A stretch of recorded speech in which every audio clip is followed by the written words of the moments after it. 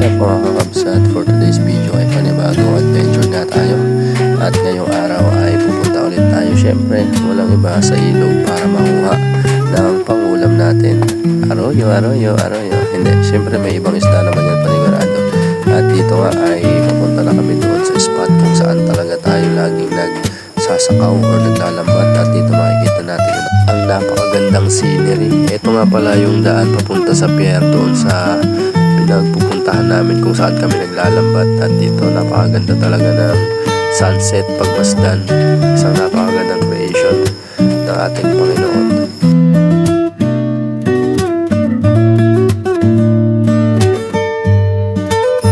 At dito nga sa part na to ay makikita natin, ayan ang isang napakagandang sunset. Talagang laging nakakamangha ang creation ng Lord. Gusto ko lang po i-share itong isang verse sa Psalms chapter 139 verse 14. Ang sabi rito, I praise you because I am fearfully and wonderfully made. Your works are wonderful. I know that full well. So, isa sa mga napakagandang creation ng Lord mga kapatid, syempre, tayong mga tao. Tayo ay nilikha ng Diyos para sa Kanya.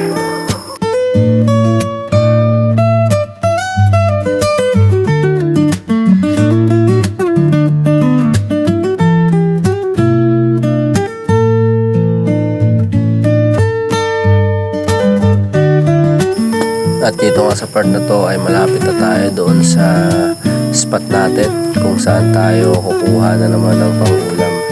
At ito nadaanan namin yung isang malaking alimango na andyan lang sa gilid. Kaya lang di namin pwedeng dakbahin dahil mas malaki pa sa amin. At dito nga ito na, mapalapit na tayo mapalapit sa spot. At dito naglalakad na tayo papunta na sa spot natin. Ito na yung gilid ng ilog. Makikita nyo dyan, sobrang kalmado ng ilog. At eto, syempre, ayan, makikita natin dito, napakaganda talaga ng tanawin. Grabe naman ang Lord sa sunset na yan. At eto, sobrang sarap siguro mag-picnic dito at fellowship. Sino kayang pwedeng makasama? Ayan, naglalakad na kami at talagang sobrang lapit na namin dyan. At dito nga sa part na to, ayan, tumawid kami dyan sa 3 bundok at 4 na ilog. Hindi, joke lang, isang ilog lang yan. At ito nga, ayan, si Dion. Isang pamangkin ko may hawak na spear gun or pada.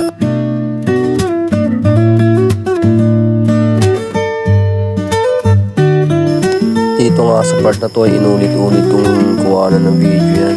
Talaga namang di ko mapigilan na mamangha sa creation ng Lord. Sobrang napakaganda. At sobrang sarap siguro mag-fellowship rito.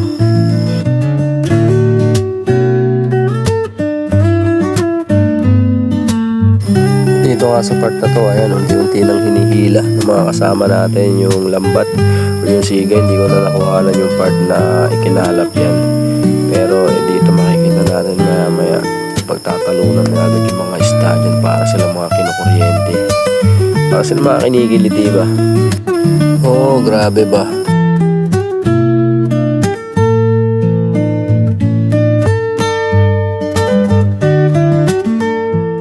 At ito nga sa part na to, ayan, talaga makikita na natin na sobrang kinikilig na yung mga isda dyan. Na-excite na silang makita ako face to face. Hala, sino ka dyan? Dito nga, sobrang lapit na lang ng lambat dyan at talaga makikita natin na kinikilig-kilig na yung mga isda dyan. Parang nakikita ko na yung 1 kilong daing na naman ang makukuha natin. At ito nga, itabi na natin yung lambat at makikita nyo yan talagang namulaklak ng arroyo ang mga nahuli namin. Pero syempre may mga ibang isda yan at dito malungkot si Otep. Sabi niya, paano natin tatanggalin lahat ito, pre? Dami. At dito nga syempre tumulong na rin tayo magpulot ng mga tilapia dyan dahil sobrang napakarami talaga yan. Isang sakaw lang natin, halos mapuno na natin yung ating lagayan.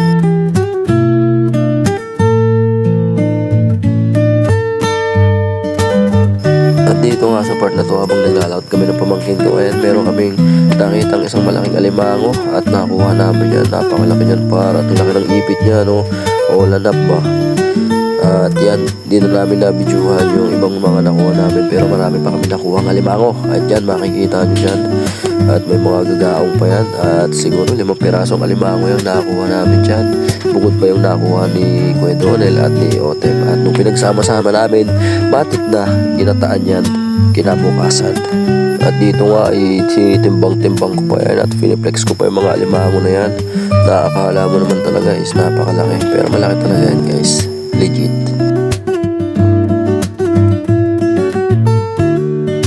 At ito nga pala yung mga tilapia na nahuli natin sa lambat at iba't ibang klase ng isda. Ayan, yung mga alimango at ito yung mga ibang isda rin. At ito nga piniplex ni Otep yung huli niya yan dahil ang lalaki niyan. At syempre ang dami, halos mapuno yung lababo nila. Grabe naman, hinarvest na. Napakayabang. Ay, napakaangas pala. Grabe naman yun. At hanggang dito na lang muna. See you sa next video natin.